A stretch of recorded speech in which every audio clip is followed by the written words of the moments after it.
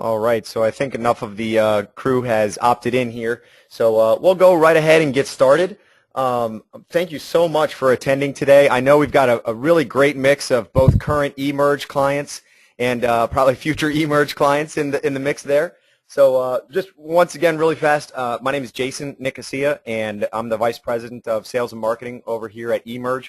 We are your comprehensive online marketing strategy, and you know, as an online marketing company, one of the things that's very important for to us to do for our clients and our network is provide continuing education. And so I'm very excited today to introduce Scott. I'll put my contact information if anybody needs anything from me at the end of the presentation. But I'm really excited to have Scott Holstein from Search Influence here today.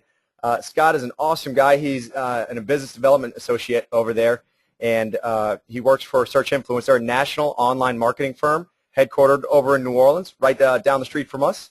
Scott and his team focus on helping small and medium-sized businesses grow online, as well as white label online marketing products for different types of media publishers and partners.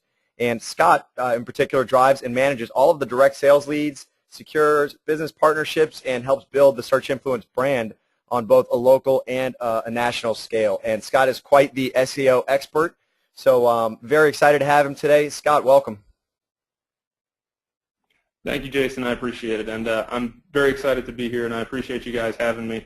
And you know, the goal for us today really is to make sure that everybody on this webinar has a chance to walk away with something that they can implement themselves, that they can go back and do without the help of a web developer or an SEO company.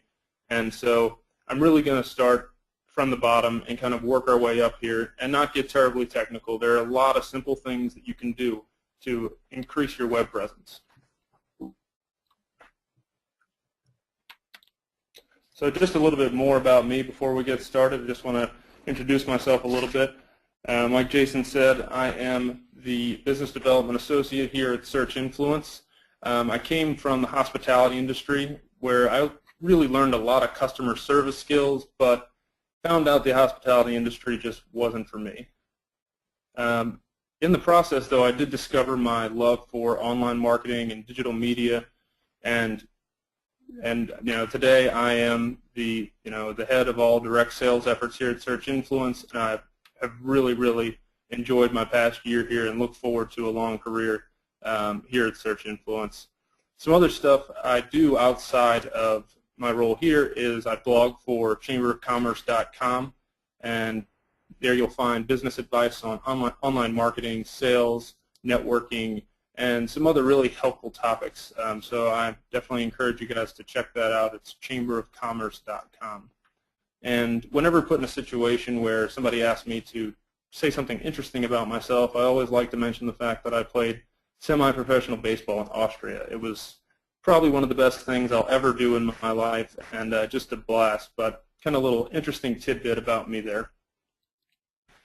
So to give you guys a little bit more background on Search Influence, when I came here, I didn't know a lot about the company, and when I came in, I realized they had already accomplished a lot. It was 2011, and they had already made the Inc. 500 list in 2012. They were also named to the Inc. 5000 list. And our CEO, Will Scott, had been quoted in Forbes and Search Engine Journal and a bunch of really major publications. And the company was really on the rise, and I feel like I got a little bit lucky landing here. But like you said, we're located in New Orleans. Our company was started by husband and wife, Will and Angie Scott, who are now the COO and CEO of our company.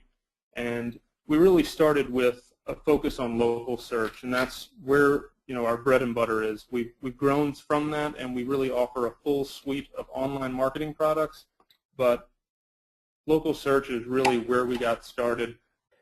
All right, so beyond Search Influence, we'll move on and really get to what everybody's here for. What is SEO? And hopefully you know that SEO stands for Search Engine Optimization. And the way I like to describe SEO is just giving search engines the right signal so that they know that your content is going to be the best for their users for particular keywords. Now that's really a mouthful, so it's to break it down a little bit more simply for you. we just want to tell Google that you're the best results.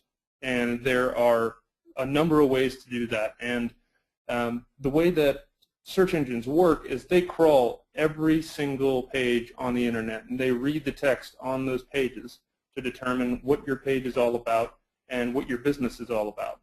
And we call it crawling pages because Google calls their crawlers spiders.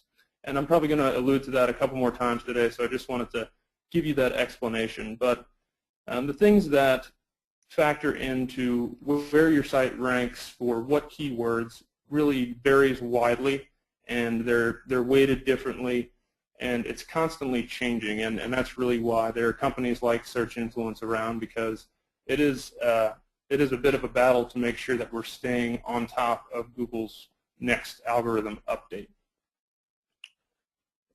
Then you see down here 3 consistent factors that we run into quite often are keywords, content, and connections. And although Google's constantly changing their rules, with these things have really remained constant over that time. And as you can see here, Google really owns the market share when it comes to search engines.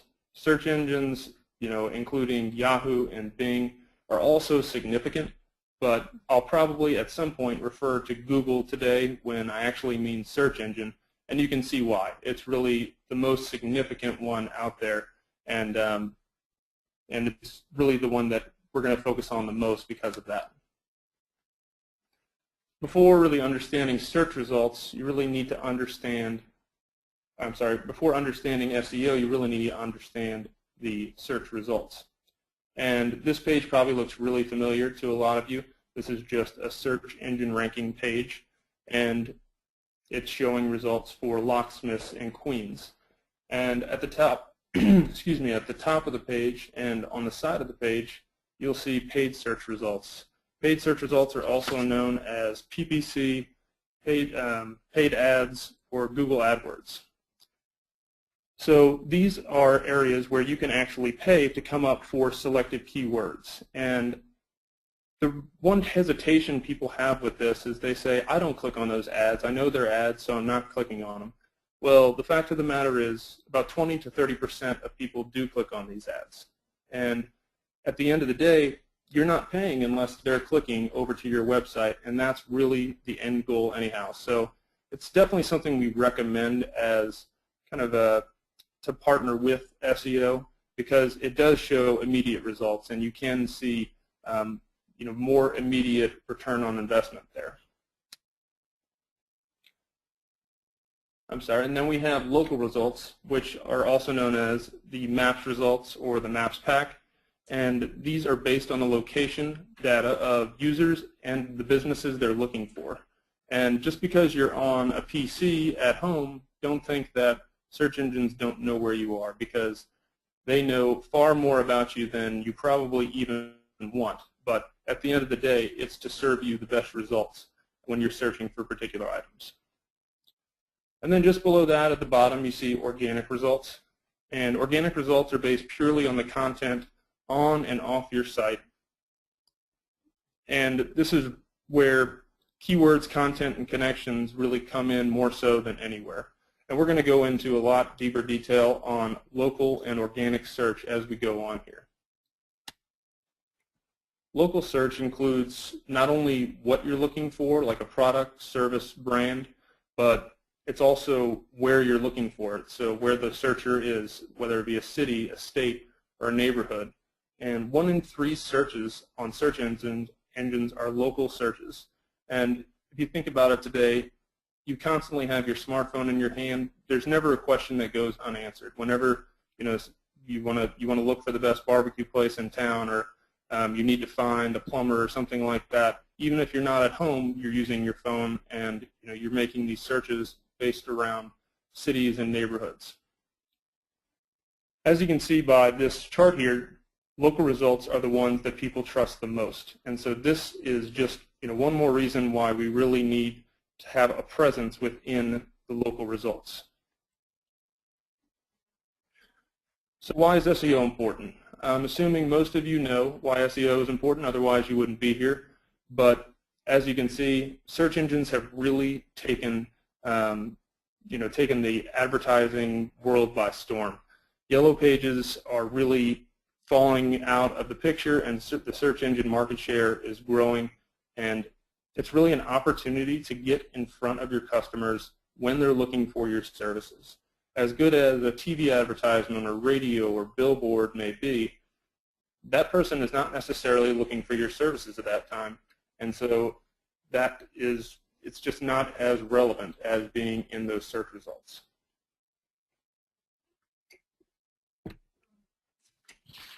Also, if you're not on the first page of Google results, you're likely never going to be found.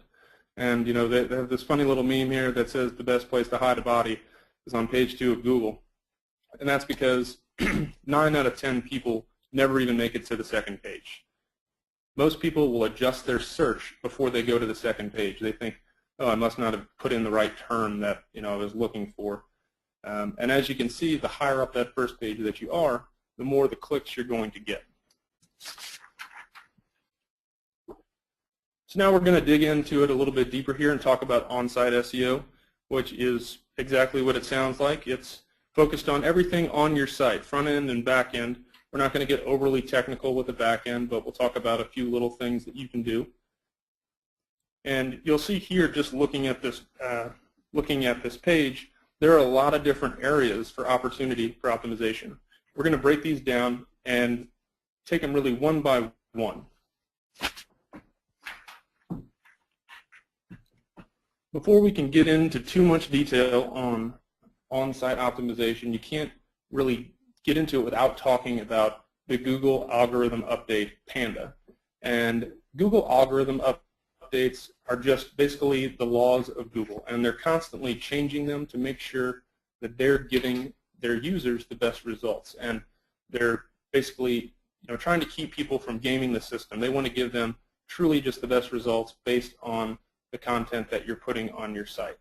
And so that's what Panda was there for. It was to get sites that had really great content up to the top of search results. And some questions you need to ask yourself about your content might be, is it duplicate? And there are plenty of different ways you can have duplicate content on your site. If you used a website builder or templated content for your industry, it's likely that that content is somewhere else, and you can find that out fairly easily if you just pull a paragraph out of your website and search it. You can see if it exists anywhere else, or you can use a website called siteliner.com, which is really helpful, simple tool. You just enter your URL, and it'll tell you exactly how much duplicate content you have on there, if any, how many broken links you have, and it's a free tool that I use fairly regularly. Another question you want to ask is your content helpful, or is it specific and insightful, or is it just bullet points and not going into a lot of detail? I think that building out content for all of your different services is probably one of the most important things you can do. And of course, you want to avoid silly things like spelling errors and stylistic errors. These are all things that search engines are able to pick up on, and because of the Panda update, are really rewarding those who give unique quality content. Now, you can't really start search engine optimization without doing keyword research first. It's really the first step, and you really can't move on past keyword research. And it sounds really simple. You definitely have a perceived idea of what people search for to find your services, but quite frankly, you're not 100% certain. So keyword research is just the process of looking at historical online search behavior for a given product or service. So there are a handful of really great keyword tools out there, and if you just search keyword tool, you'll find plenty out there. There are some really good free ones. We definitely recommend the one from Google AdWords because, of course, Google is king. When doing keyword research, you want to make sure that you're very thorough and creative. You want to use plurals and variations of different words. And for example, I think Realtor New Orleans is really probably a well-searched term, but you have to look at other terms like realtors, New Orleans, Louisiana, or real estate agent, New Orleans, things like that. There are different variations of every service that is provided. So you just want to make sure you explore all those different areas to see where the search is and what the level of competition is for that search. Another recommendation I make is to be very specific about the keywords you choose. If I'm a pool construction guy, I build in-ground pools, that's what I do. The keyword pool has probably a lot of search behind it, and probably more so than any. But somebody searching for pool New Orleans is going to be looking for could be looking for anything. They could be looking for a public pool to go visit. They could be looking for a billiards club. So it really varies widely. As opposed to a word like in-ground pool construction New Orleans, now you know the people searching for that term are looking for you. Now that we know how to find our keywords, we want to target. Now we know our keywords.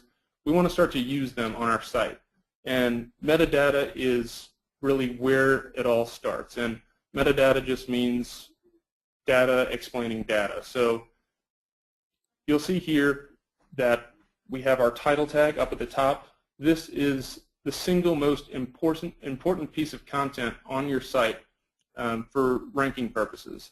And as you can see, it's listed here, and then it's listed again down here, and that is just a clip of a result in the search engine ranking. And you'll see we have it listed here: Day Spa, Albany, New York, complexion spa for beauty and wellness. And this is really something you want to stick to. You either want to have your keywords or services in front, followed by your brand name, or vice versa. And it's not really something that you can vary from. It's really something we found to be very consistent and very helpful in getting pages to rank. Then we have the alt tags. Alt tags are just descriptions of images. Because search engines can't read images, they need you to tell them what it is. And if you don't tell them what it is, all they see is image on the page, and that's it. So those alt tags are really a good opportunity to, again, use any keywords that you might be able to spit in there, and then to give search engines more information. And then finally, you go down to meta description. And the meta description is not as much for search engines as it is for users. And I'm sure you all are familiar with this. When you type in a particular keyword and they pop up your results, the words that you actually searched for are bolded. And so you want to make sure that those are prominent, you have a good call to action, and your meta descriptions tell the story of what the page is going to be delivering. Then there's some on-page content that you could focus on as well. And you have to think about who works at Google. It's a bunch of engineers, and engineers love outline form. So of course we want to start with our headings. You have your top heading here. That's the H1, and that's really the one that matters the most, obviously, kind of makes sense. And then just below that you have the H2. And this is really just another opportunity to use keywords in a natural way. You don't want to just use keywords for the sake of using the keywords. And this really is something that is true throughout. You want to look as natural as possible to search engines.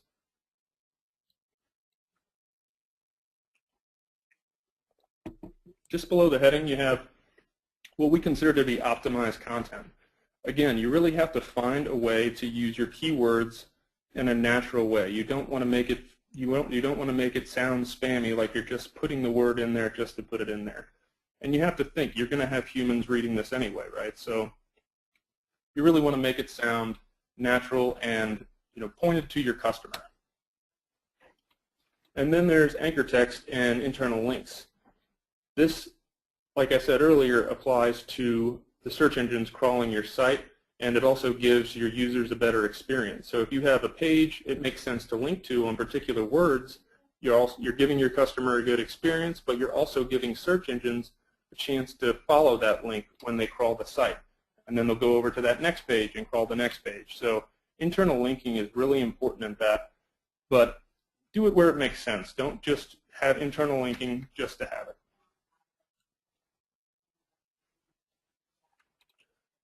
Another really strong on-site SEO tactic is blogging.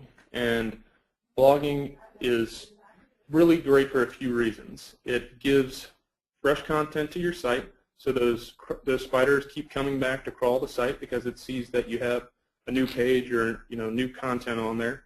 It's also a good chance to use your keywords. And a word that we use in the SEO industry is long-tail keywords. So you may not be you may be optimizing for something really straightforward, but there are also things people are going to be searching that might be helpful. So if I'm a hairdresser in New Orleans, for example, I may be targeting the term hairdresser New Orleans. But when I write a blog, I might write about how to deal with humidity in New Orleans, when it comes to your hair, because I'm sure that's a problem a lot of people face here because it's very, very humid. And you never know, you might pick somebody up as a client just because you gave them really good information. And it never hurts to have a blog to really build yourself up as an expert in the industry. And the way to set up a blog is probably not as difficult as most people think. We exclusively use WordPress, and you do not have to have a WordPress site to have a WordPress blog. WordPress is extremely user-friendly, it's easy to use, and then you also have an opportunity to use SEO plugins to make your blog a little bit more search engine friendly. A couple of SEO plugins that we use are All-in-One SEO plugin and Yoast plugin. And I think some people have some hesitation on using WordPress maybe because they think that it's templated and it's not going to fit my site. But as you can see with this site, it really it can really cater to the look and feel that you want. So you have the regular website and then you have their blog. I also think it's important to know that when writing blogs that you really need to be writing something that's meaningful. Don't just write a blog because it's that time of the month and we need to write a blog, or we're writing blogs once a week and we need to get one out. Make sure what you're writing is worth reading, and then use your keywords, long-tail keywords and your short-tail keywords. When you're writing those blogs, add tags and categories and anything that's relevant to really what your users are searching for. And make sure that your blog is educational. It doesn't need to be promotional and really going after the sales side of things. You really want to be as educational as possible here. And here's just another example of a website that has a blog on it here that we're able to match up very well. It slots in. It looks same look and feel as the site. And I think this is actually a good example of a blog topic, a long-tail blog topic where, for a plastic surgeon, for women considering a breast lift or breast augmentation, this is a topic they might search. And then there are industry-related blogs, and you really want to include a lot of detail on maybe something in the news about your industry, or even something that is kind of semi-irrelevant. I mean, it can be something along the lines of a DUI lawyer, writing a blog about Lindsay Lohan getting her 67th DUI, and it doesn't necessarily have to be really serious, but you can always tie it back in at the end to the law and what your main topic is. And then WordPress offers a really great tool called authorship.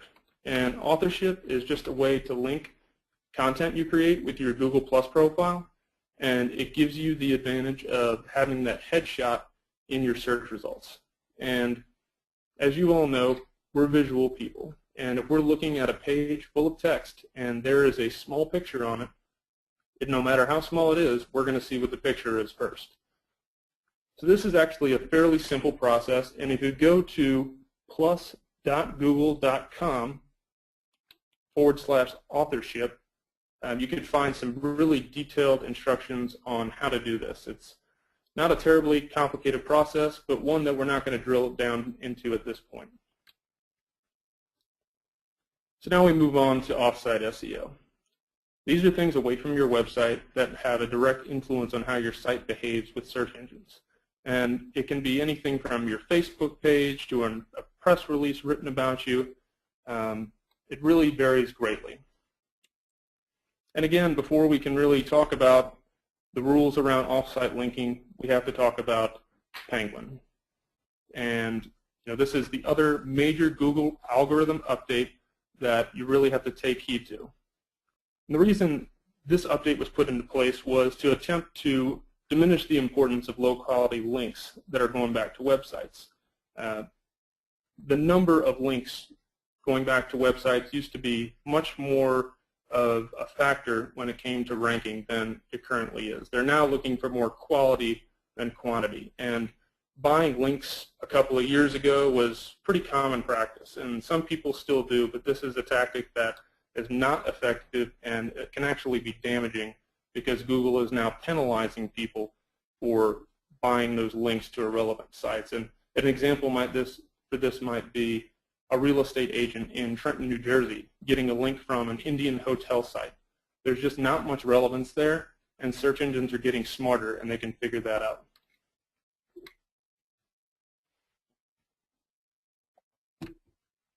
So much like we start with keyword research for on-site SEO, we start with NAP for off-site. And unfortunately, it's not this kind of NAP. What we're talking about is the acronym for name, address, and phone number. And then occasionally you'll see NAP plus W, which is, of course, the website. And it's really important to have a consistent NAP throughout the internet. And I'll really go into more detail here, but first let's discuss where you need to be listed. So this is pretty straightforward, right? No, unfortunately it's not. It's very complicated, but the website here, getlisted.org, is a great place to start. You just enter your business information, and it'll give you where you're currently listed and any inconsistencies in your listings. So we really highly recommend getlisted.org as a good place to start, and GetListed is likely going to recommend that you submit to Newstar Localese, because as you see, Localese submits to a lot of the major data feeds here, and all this information is being shared with other places. So another one that we use is Universal Business Listing, and that's UBL right there for Universal Business Listing. And those submissions take 90 to 120 days to really start to show, but it's very effective in cleaning up bad NAP information or putting new NAP information out there. Some other major profiles that we highly recommend claiming are Google, Yahoo, Bing, and Yelp, just because these are really authoritative places, and Google, Yahoo, and Bing are, of course, the search engines that we need to be ranking on. And really, you want to make sure that you're doing this correctly. It's a fairly easy process, but these are done by postcard and by phone, and they all vary slightly in how they do it, but they basically send you a PIN code to verify that you're the real business owner. And then as you go on to claim more directories, you want to make sure you're claiming really relevant directories to the category that your business falls under, the industry, the vertical. And categorical directories are really where you're going to do that, because they're organized by industries, verticals, or verticals within industries. Another place you want to make sure you're listed is City Search, which is a local directory. And City Search is just an example of one of many local directories. And as you get more granular, you'll want to look at directories in your area that have some authority. So for New Orleans, it might be NOLA.com or Stay Local or the New Orleans Chamber of Commerce. Beyond giving just your name, address, and phone number information, you want to give these profiles and citations content. So you really want to start with the name, address, and phone number information. And what I recommend is writing a 200 or 250 word bio on your company if it's not something you already have, and make sure that you're explaining what you do, the service you provide, and if you can sneak those keywords in there, that's always a plus. Other things that you can add are pictures and relevant posting. So posting is not as difficult as some people may think. It's really quite simple. If you find something interesting about your industry, or you have something interesting going on with your particular company, share it, and share it everywhere. It's good news, and it's helpful for others to know. So make sure you're putting that information out there. Another reason to make sure that you have these profiles claimed is a lot of times people will leave reviews, and if people leave good or bad reviews, you want to know about it. And if these listings are claimed, you will.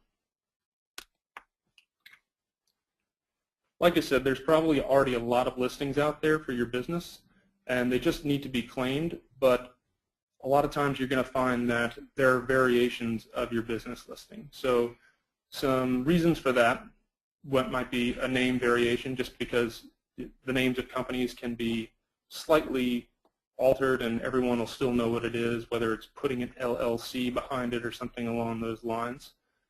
Or maybe there was an old business at your location, or you've changed phone numbers, you've changed addresses, or you used a call tracking number. Something that I like to point out to people who are located within a suite in an address is to make sure you use the same abbreviation for suite even. It seems really nitpicky, but these are all things that search engines take into account when seeing that local consistency of name, address, and phone number. And it really builds that local trust, and it gives you a chance to be located in those mapped results. If you find that when going to getlisted.org, let's say, you have some bad information out there, say you have an old address, and this is a perfect example. Search Influence used to be located at 1423 Pine Street. So what I did here was I put our business name in quotes, space, plus sign, and then another space, and I entered the wrong address, and it gave me the results for all of the Search Influence profiles with that wrong address, and I'm able to go in there and fix those inconsistencies. If you have a business name inconsistency, what you might want to do is put the correct phone number in quotes and then start entering those variations of your business name. There is also another tool that you can use here called Whitespark, and this is something that we use quite a bit when we have any kind of client come to us with name, address, and phone number issues. Now let's talk about how we might link back to our site with some relevant content. Content marketing articles aren't as effective as they once were, but they certainly don't hurt, and they give search engines a sign that you are an authority on a particular topic. And the way that you do that is you write an article, about a particular topic that might be helpful for your customers, or how-tos, and top 5 ways to avoid different things. And it's really up to you on what you write on, but you don't want to be salesy in this. You just want to link back to a page on your site as the expert source at the end of that article. Social bookmarking is something that we call second-tier link building. And what that means is we're promoting sites that promote your site. And that might be a Facebook page, Twitter profile, LinkedIn, a press release about your business. And social bookmarking is just a method used to share, organize, manage bookmarks of websites. So if I like a website, I'll go on my StumbleUpon account and say, this is a really good website for this category, and I can put tags on that within that category. This really helps to strengthen the links that are going back to your site. And that's really what we want to show search engines, is that the links going back to your site aren't just links. They are actually being shared, they're helpful information, and it really builds the authority. I think it's really important to realize that results aren't going to come immediately with search engine optimization. You really have to be patient when it comes to this because search engines do not crawl your site every single day. We all wish they would, but they don't. So my advice is to just be patient. Give it 3 to 6 months before you really expect to see anything. Some things that you might want to track while doing your search engine optimization, which first of all, you really need to make sure you have Google Analytics on your website, and that's another process that we won't go really deep into, but having Google Analytics gives you a real way to measure the success of what you're doing. And some of the metrics that we look at are organic search traffic, which are how many people are finding you by non-paid search. And then we have non-branded organic search traffic, which are visitors that came by search phrases not including your brand name. So in Search Influence's case, if they searched for Search Influence New Orleans, that would be a branded search and would not be included in this. We want to know if they're searching for our services and they're starting to come to us, because that's when we know our SEO work is working. Then we have referral visits, and referral visits are just visits from other sites that are not search engines, say like Facebook or LinkedIn or something like that. They landed on your page and then ended up coming to your website. You want to know what sites are driving traffic so you can really push those even more. Then you have website visitor stats, and this is really important to see what kind of experience you're giving your user. You'll see these statistics in Google Analytics as well, and some really important ones to look at are time spent on site, bounce rate, pages per visit, and these are also things that search engines are taking into consideration, which in my opinion, it's not as perfect as a system yet as it needs to be, because if I'm giving a user really great information on a single page and they call my business and at that point they bounce off, they had a good experience. They got what they needed and they got it immediately. So that's something that's a little bit imperfect in search engines right now, but this is really important to see what pages people are landing on and staying on, what pages people are clicking over to, what's working and what's not. This is an example of some successes that we've had with a Mazda dealership in Reading, Pennsylvania. And as you can see, we did a lot of what we talked about today. We added keyword-rich content to the site.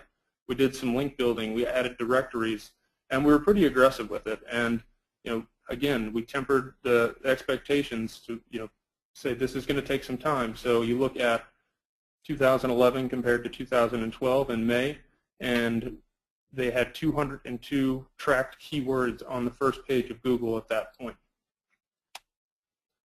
This is a similar example with a similar approach, not as aggressive and maybe a little bit more competitive of a market. And you can see the results are not going to be as magnified when you have that competition. So if you're a plastic surgeon in Beverly Hills, you're going to have a lot harder time ranking than a plumber in Jefferson, Louisiana. Here are a couple really good resources for more information. Some of our staff here writes for these publications, but they'll offer a lot of really strong advice on SEO, upcoming updates, and really keep you up to date on what's going on. And it's something you can sign up for our newsletter to receive, and it's easy enough to do.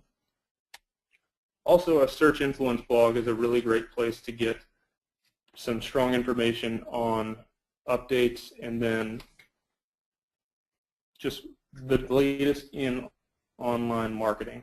And this picture here is actually pretty representative of what we try to do with our clients. We want to use the keywords and then build backlinks, but you have to make it look natural. You can't really force it.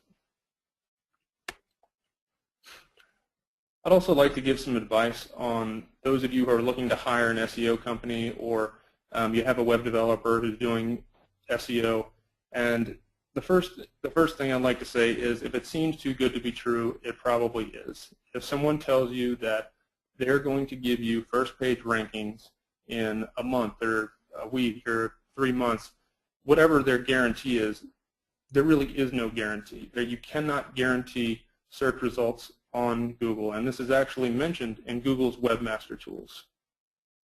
Another question you want to ask is what kind of techniques are they using? We talked a lot about the Panda and Penguin algorithm updates. Are they producing unique content? Are they giving you relevant links to your site? You really want to make sure that they're following those rules because they might give you results on a more immediate basis, but if you get caught with those black hat tactics, you're really going to suffer in the long run. So you want to make sure that they're following those white hat rules. And then you want to make sure you look at the terms and conditions.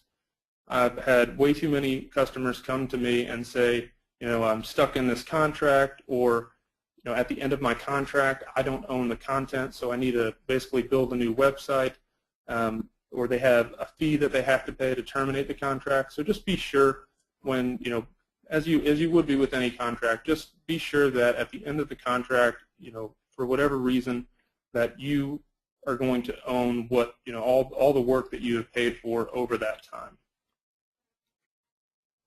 And then the two most important things are going to be reporting and then how do they define success.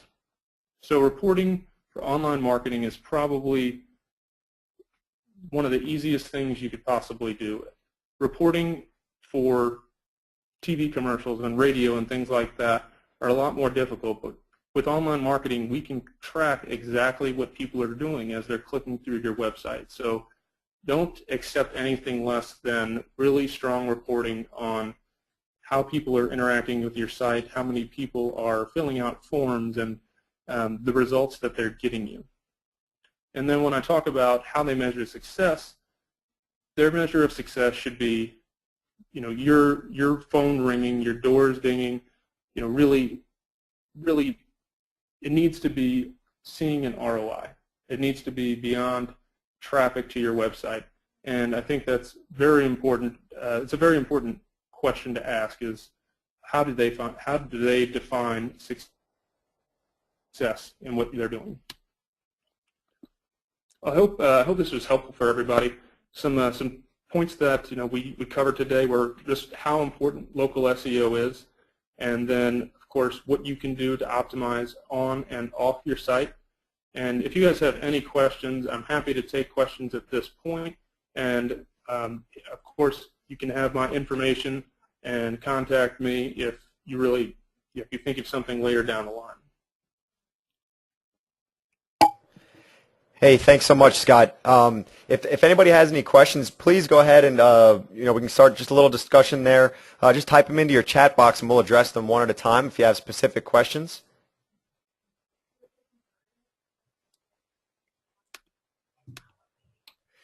Yeah, and while we're waiting on the first few questions to jump in, I'll just give the quick closing here in case anybody needs to hop off. Scott, once again, thank you so much, and everybody, please be sure to reach out to Scott if you have any additional questions on what SEO and what search influence can do for you, and as well, for anybody that's not a current eMerge client, I know we've got a lot of them on the presentation today, but feel free to reach out to me or request a little demo. A lot of the things that we talked about today with the blogs, the social rankings, that sort of thing, eMerge can really be a big help in automating a lot of that process for you. So our website is realemerge.com, and I'll make sure to go ahead and send you all my additional contact info on top of that.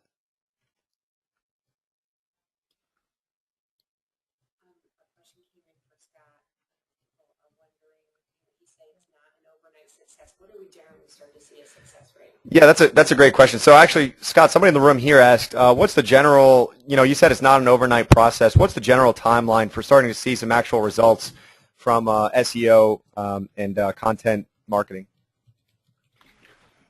That's a really good question, and it really depends on how aggressively you're attacking it. So if you are making a concerted effort on a regular basis to really put out good content and put out business listings and get strong links back to your site, I think that 3 to 6 months is a reasonable expectation to start seeing results. And particularly if you're working with a company that's helping you, I think that that's a reasonable expectation. And again, you have to take a look at the competition in your market because it's not the same for every industry.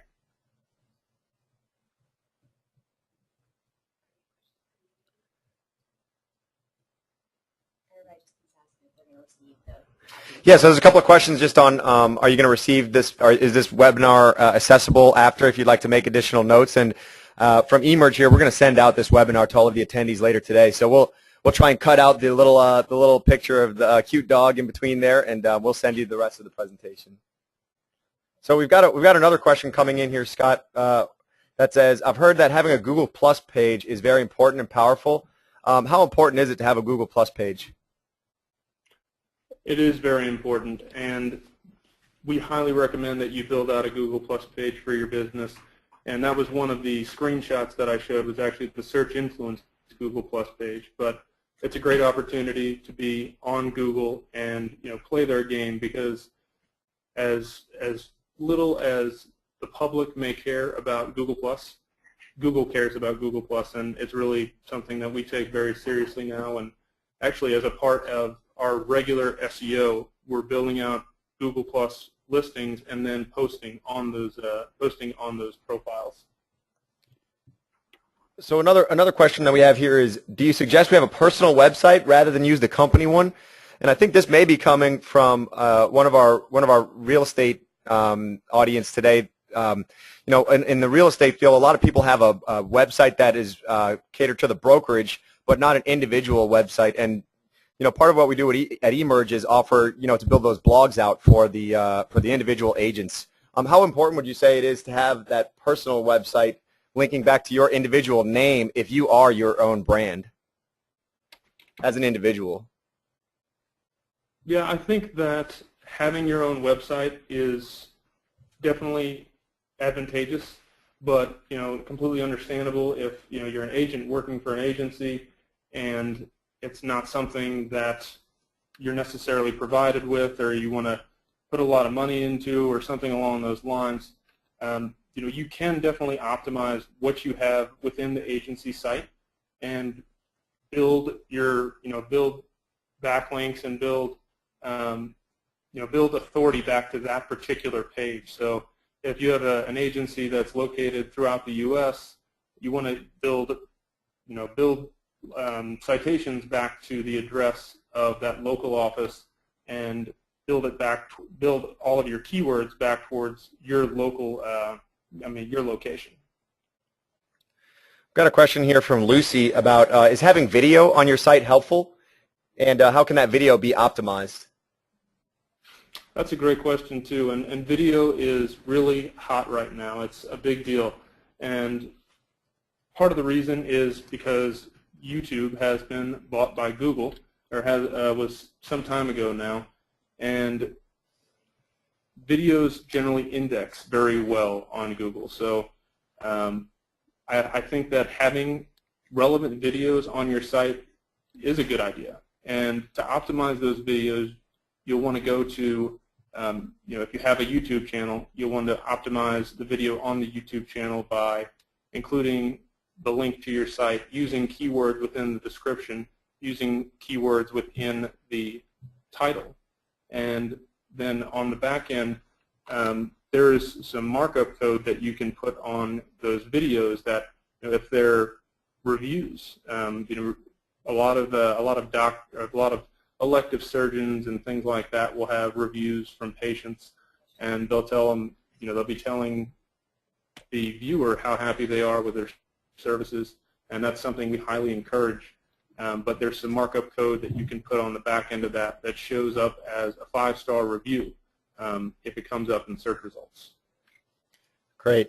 The next question, and I'm happy to jump in on this one as well, is what is the most economical way to hire someone to handle all of this for us? And I'd say that the easy answer is give Scott a call over at Search Influence to have him help with all of your SEO and link building needs, and call eMerge to have some help with your online social media, blog, and email needs. But no, in all seriousness, definitely, please reach out to Scott on an individual basis. Scott, maybe maybe you could just address kind of what the baseline costs are. If somebody wants to just get really just starting to get going with their SEO strategy. I can say for eMerge, the basic platform with our curated content and access to all of those tools is around $100 a month for eMerge, and certainly that we have more robust solutions available.